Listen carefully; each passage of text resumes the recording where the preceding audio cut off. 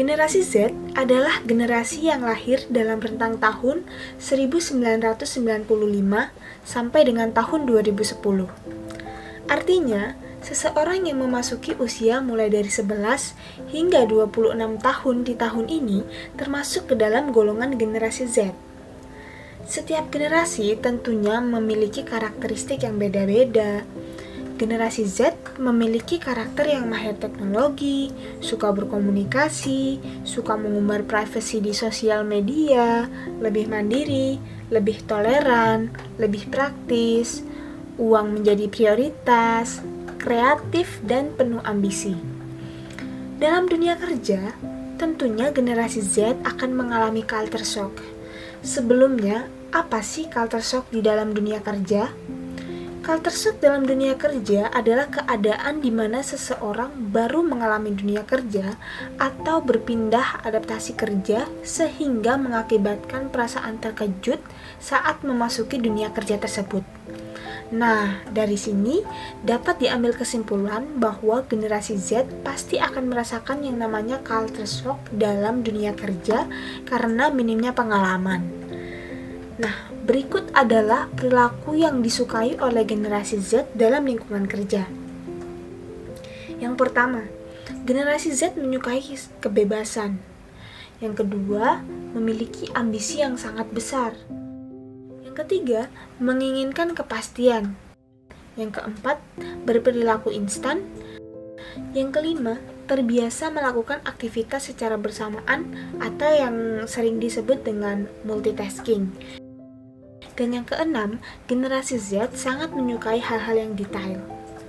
Tapi, bagaimana bila di lingkungan kerja yang mereka jalani saat ini tidak sesuai dengan perilaku yang mereka sukai pada dunia kerja? Misalnya, generasi Z menyukai kebebasan, namun ia di-pressure oleh perusahaan hingga mengakibatkan ketidakadaannya unsur kebebasan dalam bekerja. Hal itu tentunya menjadi PR bagi perusahaan-perusahaan yang memperkerjakan generasi Z di kantornya.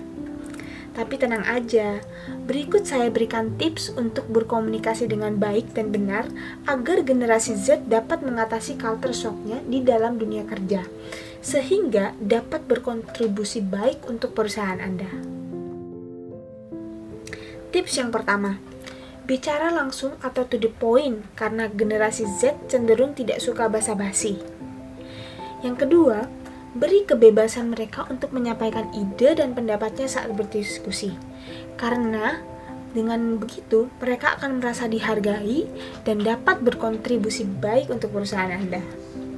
Yang ketiga, generasi Z lebih suka berkomunikasi secara virtual ketimbang langsung. Nah, hal ini bisa dipraktekkan dengan menggunakan Zoom meeting atau teknologi yang ada. Yang keempat, mereka cenderung berbicara sangat cepat dan berterus terang karena karakternya yang pragmatis dan menyukai kepraktisan. Oleh karena itu, perlunya kepekaan serta keterbukaan saat berkomunikasi dengan mereka. Yang terakhir, yang kelima, memahami tipe generasi Z seperti apa yang Anda pekerjakan di kantor.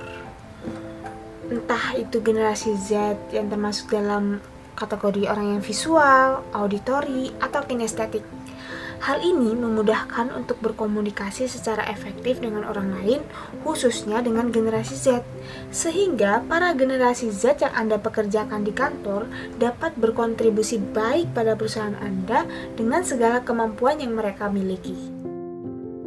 Nah, kelima tips ini semoga berguna untuk para perusahaan yang memperkerjakan generasi Z di luar sana.